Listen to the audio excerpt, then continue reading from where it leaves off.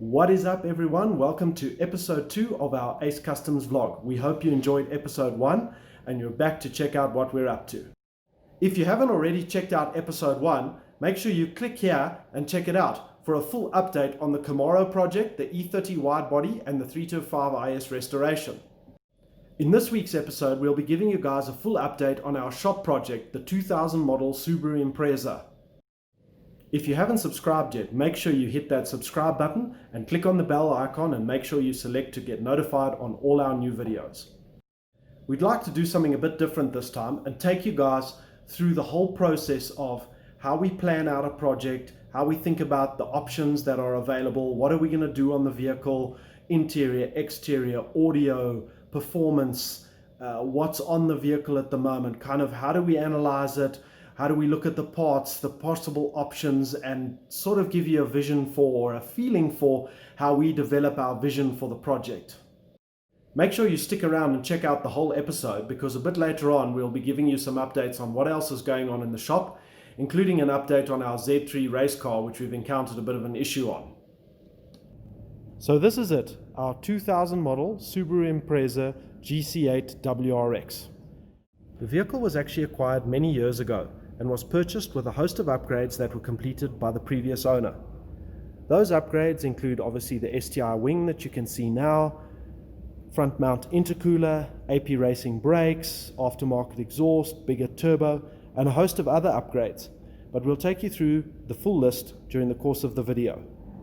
Those of you that follow us on Facebook and Instagram would have seen that last year we started stripping the vehicle.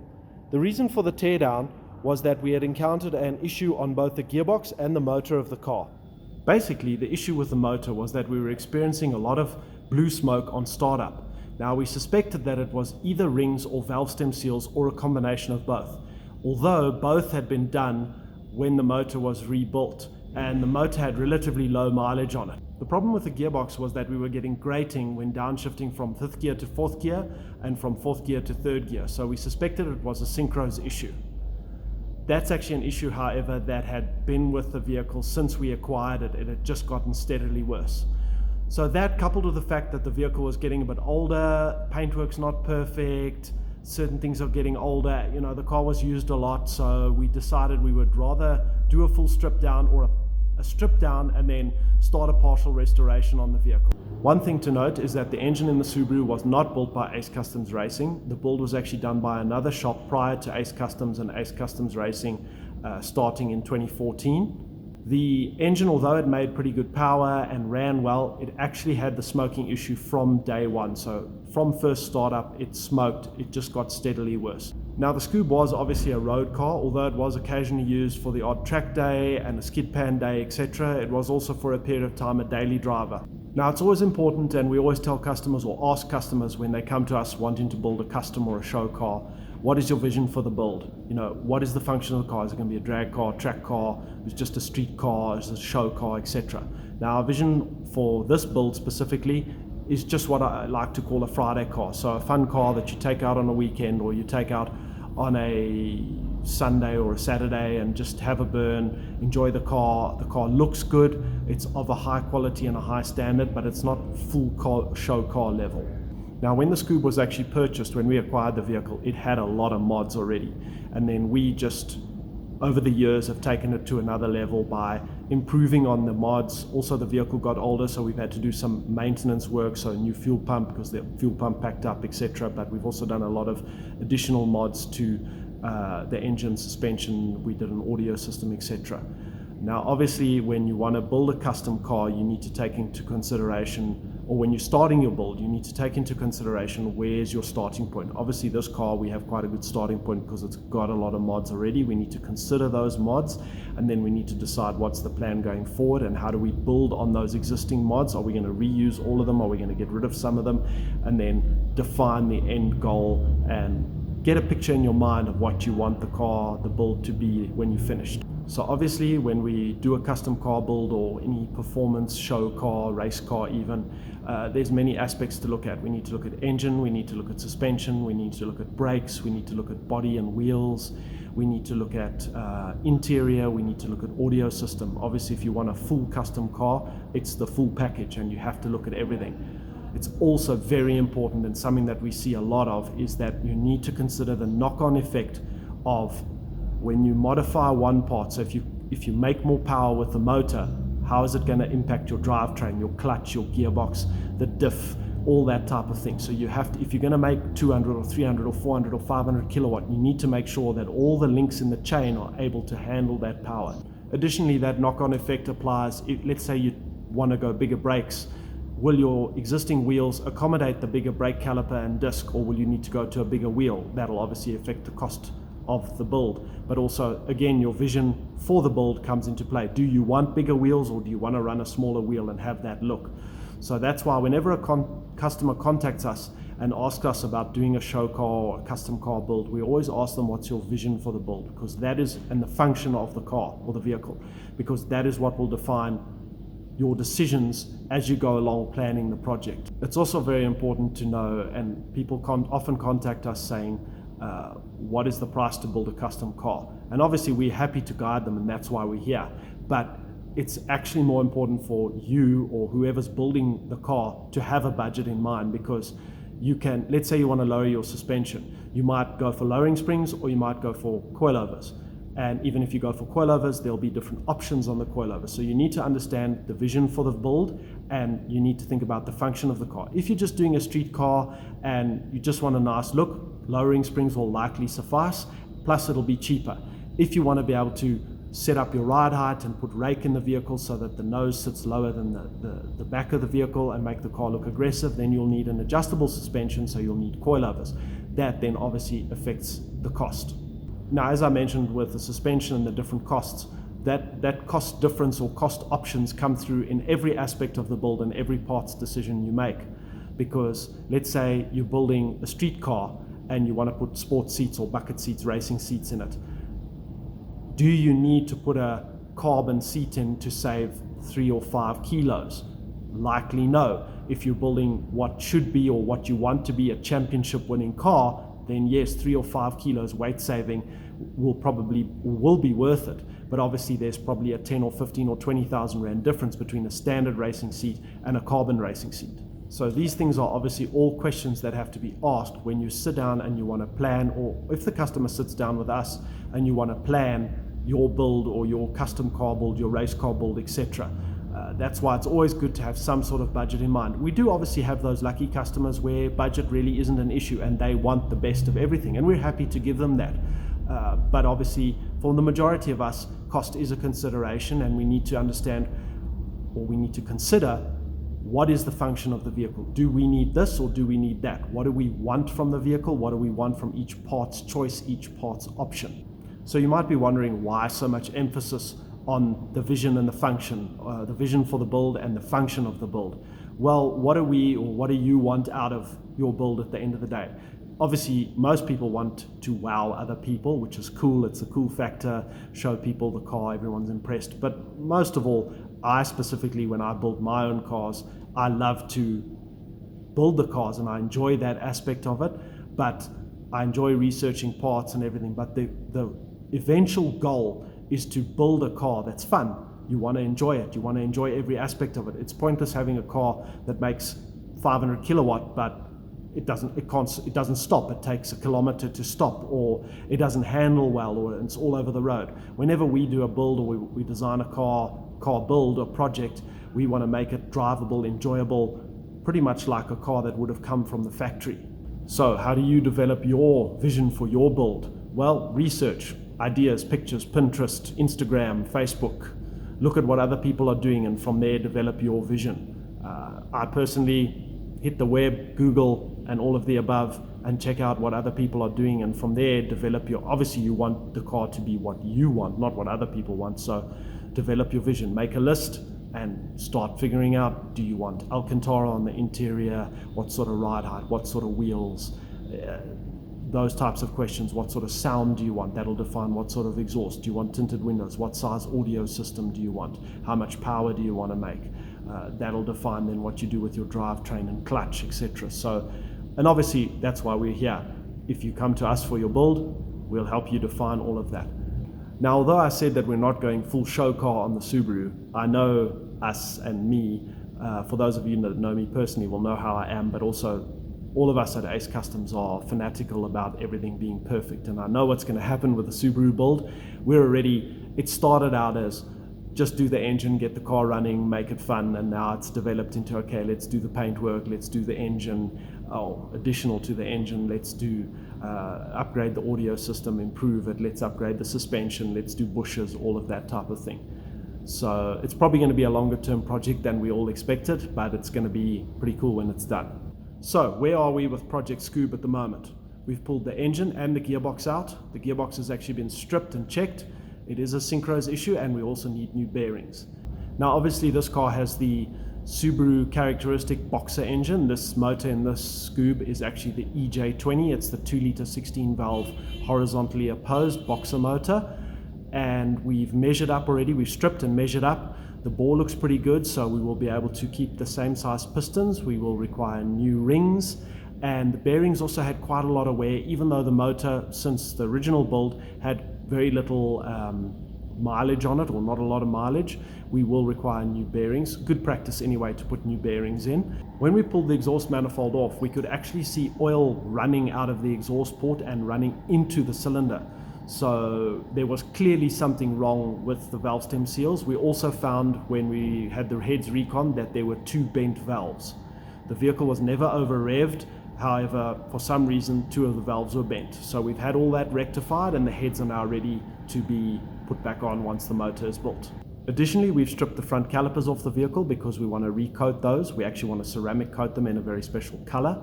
Further to that, we've discovered a fuel leak on the tank, so we will need to drop the fuel tank to resolve that. We need to strip the suspension because we will be doing a suspension upgrade. We'll also be doing poly bushes, but I'll talk more about the upgrades.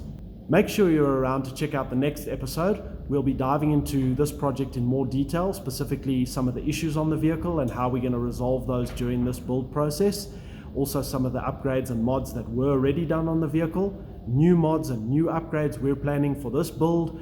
We'll be taking a look at some of the cool parts we found. Everyone who knows me well will know that I love parts and I love researching parts, so we'll take you through that as well. We've had a couple of new projects come into the shop this week, including a Citi Golf, the Porsche Replica, which was previously in the shop and now is back to be completed, as well as a white 325 IS. This Citi Golf was previously in the shop and we did a full Rockford Fosgate audio install. It's now back in the shop for a tweeter upgrade to improve the front stage on the vehicle. Some of you might remember this Porsche Replica from about 8 months ago when we had it in the shop and started a partial restoration on the vehicle. The vehicle is now back with us for us to complete the restoration. The reason for the delay, or the vehicle being put on ice for a number of months, was that we were waiting for the wheels to be chromed, which took several months. Next steps on the vehicle now is to clean up the wiring, which was not done by us. It's actually the original build wiring, but we'll get all of that cleaned up and sorted out. As I mentioned, we made this custom screen, which was quite an ordeal, but it came out beautifully. We've also done a lot of work on the interior, custom dash, fascia, redone all the gauges. We've done new carpets on the vehicle. There are a lot of small issues and little nigglies we need to still sort out on the vehicle before completion, as well as a huge amount of detailing and cleaning to get the vehicle up to our standard. But once we have completed the build, we'll be doing a full video detailing our restoration process as well as all the upgrades that have been done. It's quite a special vehicle and very unusual. One of the items that is very special is this modified VW Beetle motor. So make sure you keep an eye on our social media channels for updates as we progress with the project, and then eventually when we are done, that full video detailing the vehicle. We also have this very neat white E30 325 IS in. The car is in for a full new interior. The customer has actually supplied us with new seats, or let's rather say used seats, that are going to be reupholstered by us. It also had a very elaborate audio install, which we're now going to make a bit more subtle and more functional. The reason for the customer obtaining used seats to replace these existing seats is you can actually see that the seats that are in the car currently are quite bent and damaged. This is a common issue with the Recaro seats in the 325 IS. The customer is actually very lucky to obtain these original Recaro seats, which are still in excellent condition and have the original Ubicaro fabric.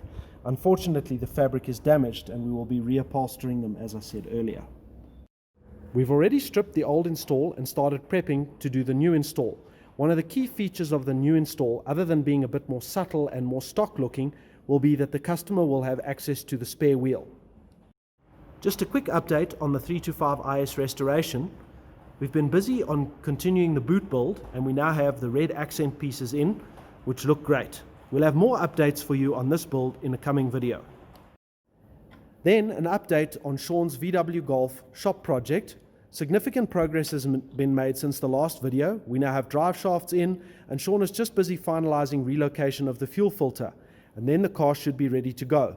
So that dyno session is upcoming. Make sure you keep an eye out for an update in our next video. Although we've been keeping updates on the Franken Z project quite hush-hush, as we want to do a big reveal of the finished vehicle, Tremaine has been hard at work building the digital dash into the binnacle of the original 350Z dash. And as you can see, it's coming along beautifully. We're almost at the point now where we're ready to cover. There's a bit of finishing left to be done, and then we'll be ready to do the final finish. We're unsure as yet as to what finish we're going to go with, but we're probably going to put this on ice until such time as we finish the custom door panels, and then we'll bring the same finish from the custom door panel onto the binnacle, so that we have that flow through of finishes on both aspects of the interior. For those of you that are not aware, we also have a fully kitted detailing bay that offers a host of detailing services. This Fiesta, for instance, came in for a full paint correction previously. It actually suffered overspray from a roof repair that was done on a building, and the vehicle was standing nearby. It's now back in for a maintenance wash. So that's one of the benefits of our detailing services. Should you choose to have the vehicle fully detailed, you can also bring it back for maintenance wash and maintenance cleaning, so that your pride and joy remains 100% perfect all of the time. We also have this Mini Cooper S with a John Cooper Works conversion in the detailing bay this week. It's here for a stage 1 paint correction. So far, we've decontaminated the paint and are busy claying. After that, we'll start with the paint correction process. Check out this 50-50 comparison we've done on the bonnet of the Cooper S. On the right is the section of bonnet that we have not yet paint corrected. You can see the swirl marks and defects in the paintwork as we move the spotlight around. If we come over to the side of the bonnet that's been corrected, you can clearly see the color is much brighter and there are no defects. Additionally, here's a comparison on the black roof of the Cooper. This is the section of paint that we've already corrected, and if we move over to the left, we can clearly see the swirl marks and defects. Let's check that out again. Keep an eye out for an upcoming episode where we do a full feature on our detailing bay and its offerings. We'll also be providing much more information on the detailing process and what goes into making a car show perfect. Now, most of you will be familiar with our beloved little Z3 race car, which has been running exceptionally well over the last few track days. Unfortunately, at the last track day at Formula K, we experienced an issue, or we are experiencing an issue, with a fuel leak. Now, the Z3 obviously runs a very far from standard fuel system. Pretty standard for a race car, but nevertheless far from the original Z3 standard fuel system. We obviously have a fuel cell, surge tank. The third tank on the far right there you see is actually the overflow tank for the AccuSump, which incidentally we get a lot of questions about when we take the car to the track. So in a subsequent video, we'll actually give you some detail on what the AccuSump is. Nevertheless, what we found is that when we are out on the track, and it only occurs when we're out on the track, we're getting fuel leakage, just not a huge amount, but it's a little bit of wetness in this bottom cell here, or bottom area where the spare wheel would have been. We're getting dampness and a collection of fuel there, and we actually even experienced a little bit of fuel spray into this corner here. What's strange, however, is that if we take the vehicle on a straight road up and down, there seems to be no leak. Only when we're out on the track, and only after about one lap. So we're really not sure what the issue is. Now, we've already done some troubleshooting with dry rags by wrapping certain sections of the fuel piping in the rag to see if we can see where it's getting damp, but as yet we haven't been able to figure out what the issue is. So we're probably going to, next step is probably to pull the fuel pump. We have a feeling, or I have a feeling, that there may be something wrong with the fuel pump. On the front of the fuel pump, maybe a crack or a pinhole. So we'll pull that out and have a look. Obviously we can't leave it as it is because a fuel leak is extremely dangerous. So we'll keep you guys up to date on what progression we make with resolving this issue. And that's it for episode 2. Make sure you've subscribed and stay tuned for the next episode where we'll dive deeper into the Subaru project. We should have updates on the Camaro project as well as updates on what's going on in the shop in the coming week. Stay safe, everyone.